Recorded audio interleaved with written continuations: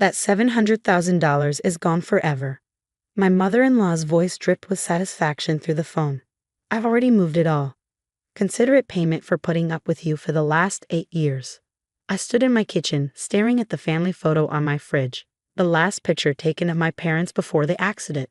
My name is Sophie Anderson, and at 32, I was learning that my mother-in-law had just stolen my parents' entire life savings.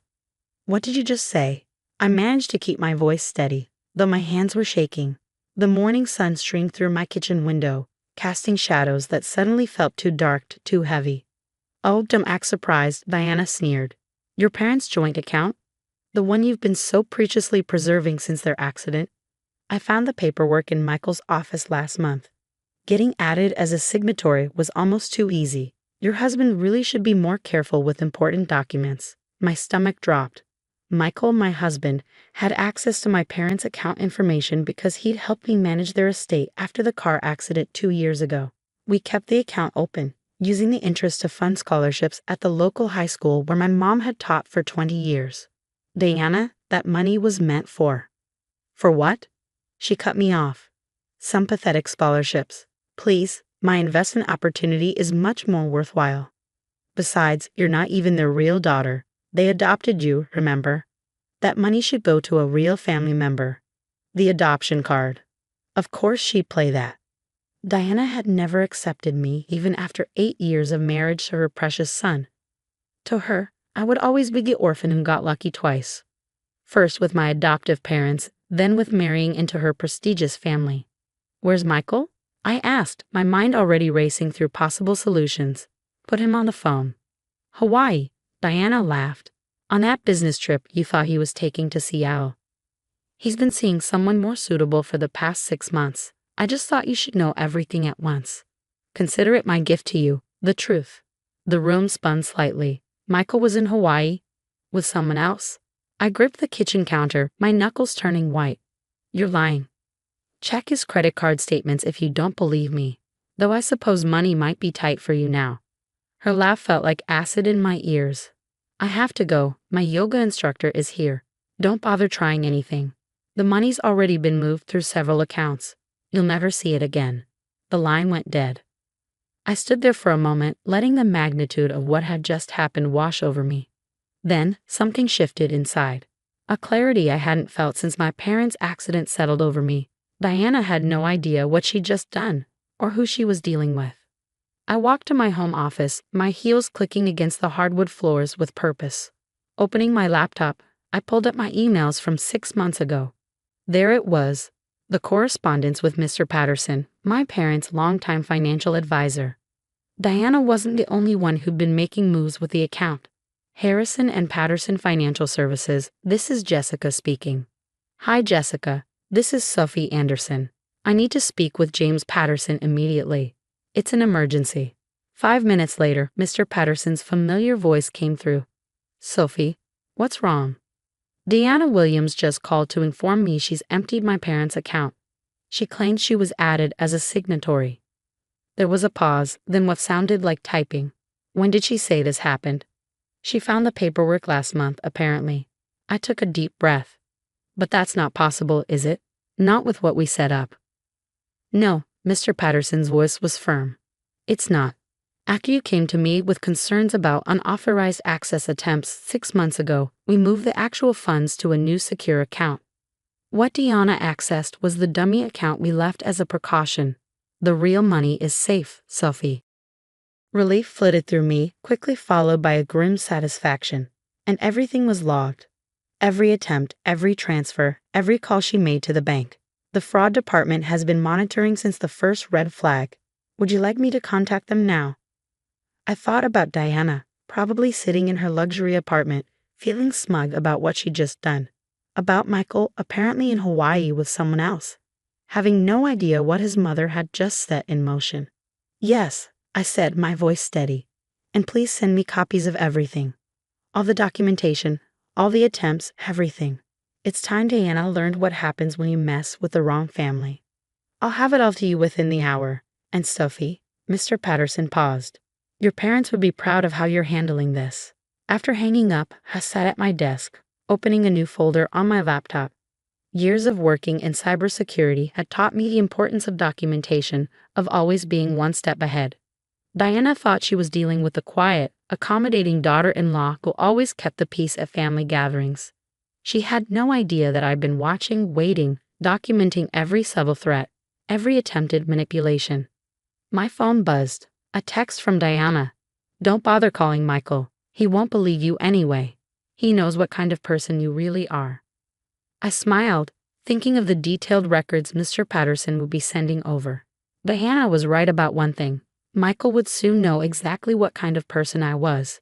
And his mother was about to learn that the daughter of Claire and Thomas Anderson, adopted or not, was nobody's victim. Opening my email, I saw Mr. Patterson's files already arriving. Each document was another nail in Diana's coffin. Attempted access logs, recorded phone calls, forged signature attempts. She hadn't just tried to steal from me, she'd left a trail of evidence that would destroy her carefully curated image of respectability. I thought about my parents, about their belief in education, in giving back to the community. The scholarships their money funded weren't just about helping students, they were about continuing their legacy of making a difference in people's lives. Diana hadn't just attempted to steal money, she tried to erase their impact on the world. As I began organizing the evidence, my phone buzzed again. This time, it was an email from the bank's fraud department, requesting an immediate meeting. Perfect. Looking at my parents' photo on my desk, I felt a sense of calm purpose. Diana thought she'd won, thought she'd finally put me in my place. She had no idea what was coming. The bank's fraud investigation team didn't waste any time. Within 3 hours of Diana's gloating phone call, I sat in a sleek conference room at First National Bank, facing 2 investigators and the bank's legal counsel. The evidence spread across the table told a story that even I hadn't fully appreciated until now. Mrs. Anderson, Sarah Chen, the lead investigator, gestured to the documents before us. "What we're seeing here isn't just attempted theft. Your mother-in-law created an elaborate scheme involving multiple forged documents, falsified identifications, and attempted wire transfers to offshore accounts."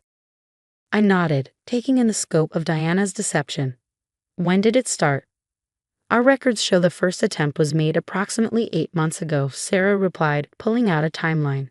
"She tried to add herself as a signatory using what appears to be your husband's forged signature. When that failed, she attempted multiple times using different approaches."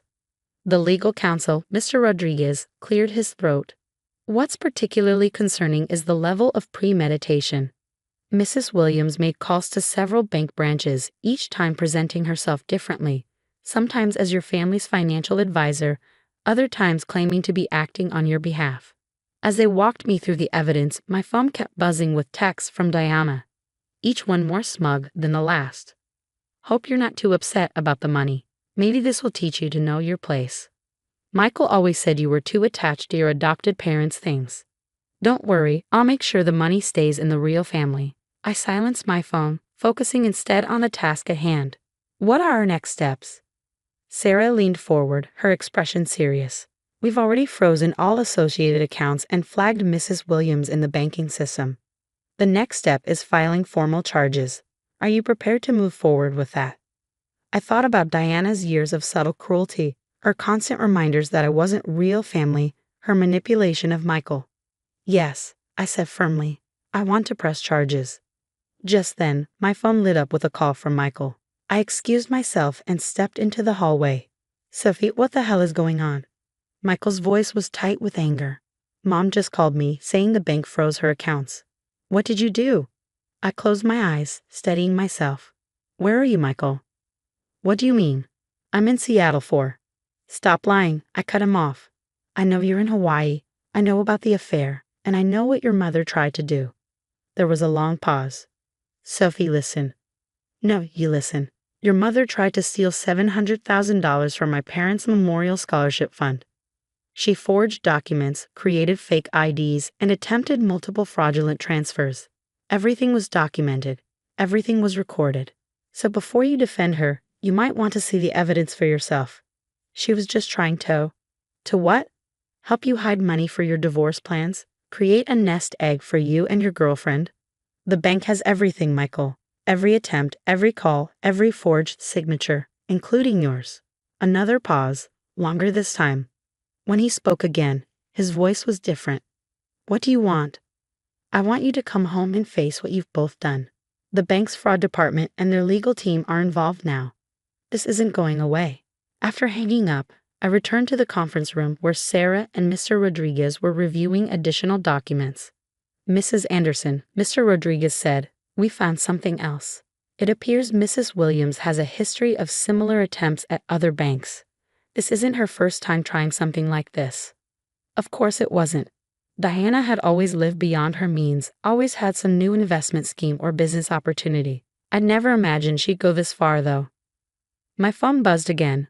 Another text from Diana. "Michael will never believe you over his own mother.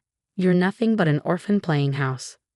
I showed the message to Sarah, who added it to their growing file of evidence. "This will help establish pattern and intent," she explained. Her communications show clear premeditation. As we continued through the documentation, a bank security officer entered with new information. They tracked the attempts Diana had made to move the money she thought she'd stolen, multiple transfer requests to accounts in the Cayman Islands and Singapore. If she had accessed the real account instead of the dummy one, Sarah explained, the money would have been nearly impossible to recover. I thought about how close Diana had come to destroying my parents' legacy, all while believing she was entitled to do so. The scholarships that money funded had already helped dozens of students attend college. My mom had always said education was the greatest gift you could give someone. Even after her death, she was still changing lives. "We're ready to proceed with formal charges," Mr. Rodriguez announced. "Given the amount involved and the extensive evidence of fraud, Mrs. Williams is looking at serious criminal charges." Just then, my phone rang again. This time it was Diana. I put it on speaker. "You ungrateful little nobody," she hissed. "How dare you involve the bank? Do you know who I am in this community?" "Actually, Diana, I do know who you are. So does the bank's fraud department, their legal team, and soon, the police. Would you like to know what they found?" "You're bluffing," but her voice wavered slightly. "Multiple forged documents, fake IDs, recorded phone calls where you impersonated bank officials. Oh, and evidence of similar attempts at other banks. Did you really think no one was watching?" I was just trying to steal from my dead parents' memorial fund, trying to erase their legacy because you never thought I deserved to be part of your family. You've made that clear for 8 years, Diana, but this time you went too far." There was a long silence. When Diana spoke again, her voice was different, desperate. "We can work something out. I'll tell Michael to come home. We can talk about this as a family." "Family?" I cut her off. "You've spent 8 years telling me I'm not family. Now you get to face the consequences of your actions, just like anyone else." I ended the call, looking up to find Sarah and Mr. Rodriguez watching with professional approval. "The police will want to speak with her today," Sarah said. "Would you like to be present when they do?" I thought about Diana's face when she realized everything was documented, about Michael somewhere in Hawaii probably scrambling to damage control. I thought about my parents who had taught me that integrity mattered more than status, that family was about love, not blood. "Yes," I said, gathering my things. "I want to be there. She needs to understand exactly what she tried to destroy." As we left the conference room, I felt lighter somehow. Diana had tried to take everything from me, thinking I was powerless to stop her. Instead, she'd given me the opportunity to stand up not just for myself, but for everything my parents had believed in. The real money was safe, the scholarships would continue, and Diana was about to learn that underestimating me was the biggest mistake she ever made. The police arrived at Diana's luxury apartment building just as the afternoon sun cast long shadows across the manicured lawns. I stood slightly back, watching as 2 officers and a detective approached her door. The bank's fraud investigator, Sarah, stood beside me, a thick folder of evidence under her arm. Diana's face when she opened the door was something I'll never forget. The color drained from her perfectly made-up face as she saw the officers, then me standing behind them. "Mrs. Diana Williams," the detective began, "we need to speak with you about multiple counts of attempted bank fraud and identity theft." "This is ridiculous," Diana sputtered, her usual composure cracking. "Do you know who my family is? Who my husband is?" "Yes, ma'am," the detective replied calmly. "We're also aware of your previous attempts at First National and 3 other banks. Would you like to discuss this here, or down at the station. Just then, Michael appeared in the doorway, looking disheveled and jet-lagged. His Hawaii trip had clearly been cut short. His eyes met mine, and for the first time in our marriage, he looked ashamed. "Sophie," he started, but I held up my hand. "Save it, Michael. The detective here has some questions for both of you about forged signatures and fake IDs." The next few hours were a blur of statements, evidence presentation, and watching Diana's carefully constructed world crumble. The detective laid out everything. Every attempt, every forged document, every recorded call where she'd impersonated bank officials. "The scholarship fund will continue," I told her as the officers prepared to take her statement. "Every penny is safe, still helping students just like my parents wanted. You didn't just try to steal money, Diana. You tried to steal their legacy." Diana's face contorted with anger. "They weren't even your real parents. You were just some orphan they took pity on." "No," I said calmly, pulling out a worn photo from my wallet. "They were the people who taught me that family isn't about blood or status. It's about love, integrity, and standing up for what's right, something you never understood." As Diana was led away for formal questioning, Michael approached me, his face drawn. "I had no idea she was planning this," he said quietly. "About Hawaii, I'm sorry." I looked at this man I'd married, seeing him clearly for the first time. "You may not have known about the fraud, but you knew who she was. You knew how she treated me, how she talked about my parents. You just chose to ignore it." "What happens now?" he asked, his voice small. "Now, I continue my parents' legacy. The scholarships will go on, helping students achieve their dreams. As for us, I twisted my wedding ring off, placing it on the table between us. I think we both know this marriage is over." The divorce proceedings moved quickly. Michael didn't contest anything, perhaps hoping to avoid more scandal. Diana faced multiple fraud charges, her reputation in the community she'd valued so much now in tatters. 3 months later, I stood at my parents' grave, placing fresh flowers beside their headstone. The first round of scholarship recipients had just been announced. 15 students who would get the chance to pursue their education, just as my parents had wanted. "Mrs. Anderson," a young voice called out. I turned to see Maria, one of the scholarship recipients, walking toward me with her mother. "We hoped we'd find you here," Maria said, clutching an envelope. "I wanted to thank you in person. This scholarship, it means everything. I promise I'll make your parents proud." As I hugged this bright young woman, I felt tears in my eyes. This was my parents' true legacy, not just the money, but the lives they continued to touch, the dreams they helped make possible. My phone buzzed. A text from Sarah at the bank. "Diana took a plea deal, significant fines and community service. She's also been barred from any financial positions or decision-making roles." I smiled, tucking the phone away. Diana's punishment wasn't about revenge. It was about justice and consequences. She tried to destroy something beautiful out of spite and prejudice, and instead had only destroyed her own carefully maintained facade. Later that evening, as I sat in my home office reviewing applications for the next round of scholarships, I found myself looking at that last family photo on my desk. My parents' smiling faces reminded me of everything they'd taught me. About strength, about dignity, about standing up for what's right.